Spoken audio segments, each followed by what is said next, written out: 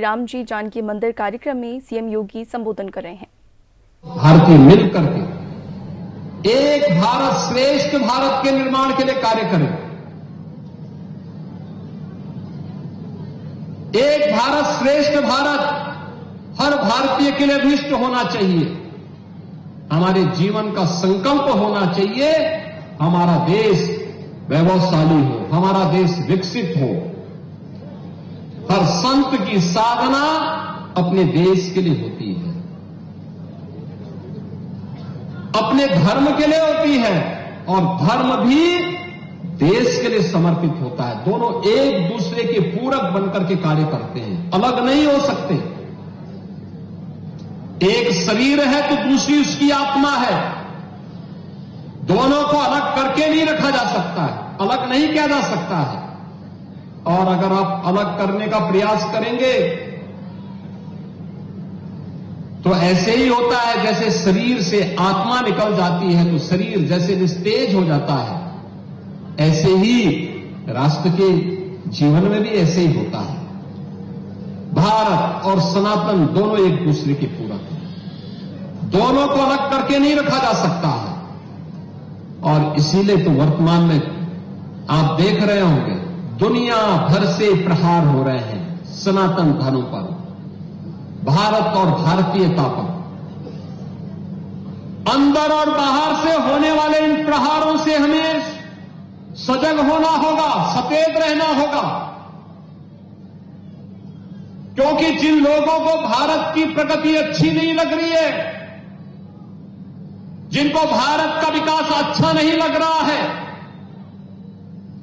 जिनको विकसित भारत की संकल्पना पसती नहीं है, वे लोग साजिश में लगे हुए हैं। कुछ लोग साजिश कर रहे हैं, कुछ लोग साजिश का शिकार हो रहे हैं, और कुछ लोग उस साजिश के लिए बिक करके कार्य कर रहे हैं। हमें इन तीनों प्रकार की दुष्प्रवृत्तियों को रोकने के लिए अपने आप को तैयार करना होगा। यह देश कभी कमजोर नहीं था, याद रखना है, देश कभी कमजोर नहीं था। हमारे पास सब कुछ था। आज भी आप देखेंगे दुनिया के अंदर सबसे अच्छी भूमि, सबसे उर्वरा भूमि। आप याद करिए ना, 2017 के पहले भी तो उत्तर प्रदेश था। क्या हालत थी? कोई पर्व और त्योहार आप शांतिपूर्ण तरीके से नहीं मना सकते थे। कोई सुरक्षित नहीं था, न बेटी सुरक्षित, न व्यापारी सुरक्षित, न अन्नदाता किसान सुरक्षित, न नौजवान सुरक्षित, न घर सुरक्षित, न खेत सुरक्षित, न मंदिर सुरक्षित, न विद्यालय सुरक्षित। हर तीसरे चौथे दिन किसी न किसी जिले और किसी न किसी शहर में कर्फ्यू लगता था, दंगे होते थे,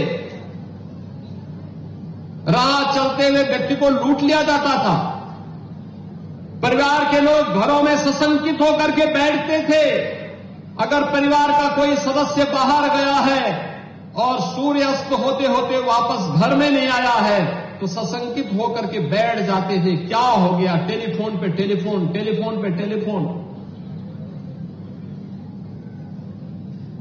किसी भी गरीब की जमीन पर कब्जा कर लिया जाता था। आपने देखा होगा बाबा हरशंकर दास जी, जिन्होंने सैकड़ों पहलवान तैयार किए, इस राम जानकी मंदिर की जमीन पर भी कब्जा करने का प्रयास हुआ। बाबा को भी गोली मार दी गई थी। आप देख रहे हैं ये अराजकता थी। सरकार बदलते ही सारी अराजकता गायब हो गई। आपने देख लिया ना, अब तो अराजकता नहीं है, अब तो बड़े बड़े पर्व और त्योहार हो रहे हैं। माघ मेला चल रहा है प्रयागराज में। याद करिए 13 के कुंभ में 12 करोड़ श्रद्धालु गए थे, और माघ मेला में इस वर्ष अब तक 21 करोड़ श्रद्धालु त्रिवेणी में संगम में आस्था की डुबकी लगा चुके हैं।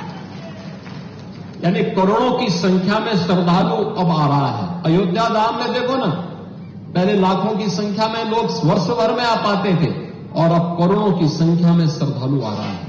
काशी विश्वनाथ धाम में लाखों की संख्या में पहले थे, अब वह संख्या करोड़ों में पहुंच गई है। यानी 24-25 में अकेले उत्तर प्रदेश के अंदर 122 करोड़ श्रद्धालु उत्तर प्रदेश के धार्मिक स्थलों पर दर्शन करने के लिए आया है। महाकुंभ में 66 करोड़ श्रद्धालु आया।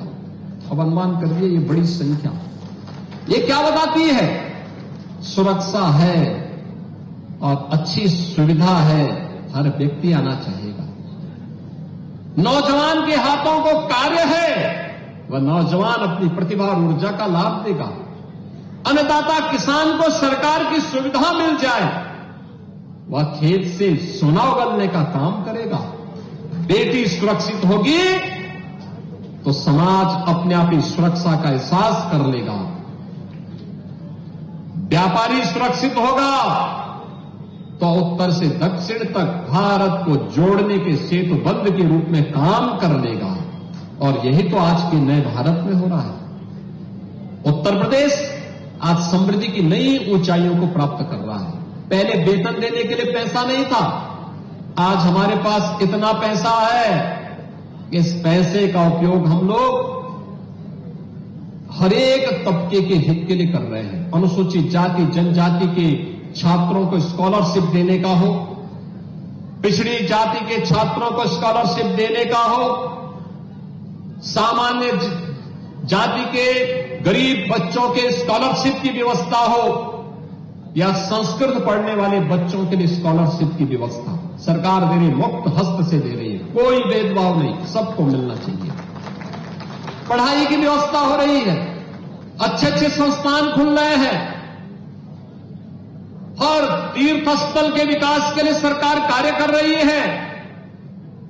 हां, सरकार ने कहा है जीरो टॉलरेंस, अपराध और अपराधियों के प्रति जीरो टॉलरेंस की नीति के तहत सरकार कार्य करेगी, क्योंकि सुरक्षा हर व्यक्ति का अधिकार है और सरकार उसको सुरक्षा देगी।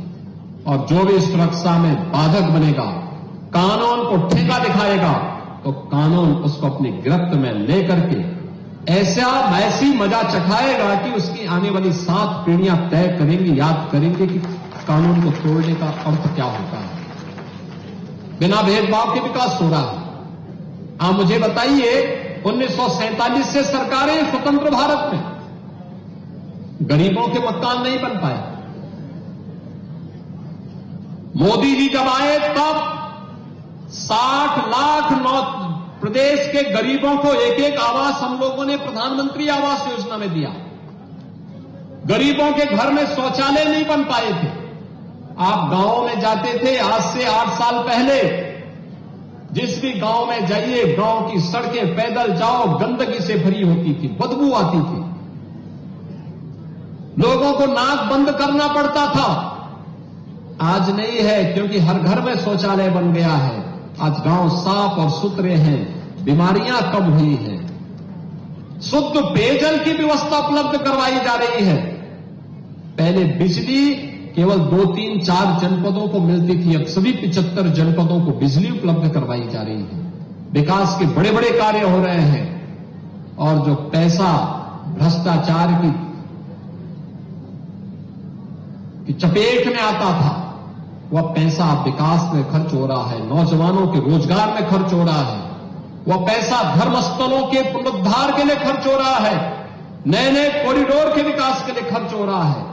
विरासत और विकास की इस यात्रा को लेकर के वर्तमान में सरकार कार्य कर रही है, और उसी यात्रा का प्रतिफल है उत्तर प्रदेश अब भारत की जो देश की जो 3 बड़ी अर्थव्यवस्था है, उनमें से उत्तर प्रदेश भी एक है।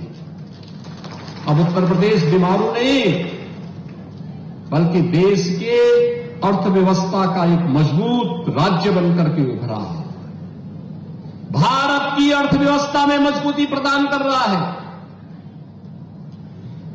और उसी मजबूत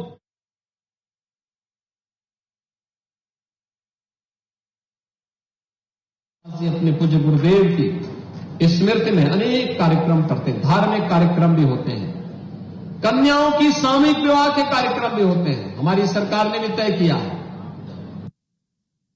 माना जाता था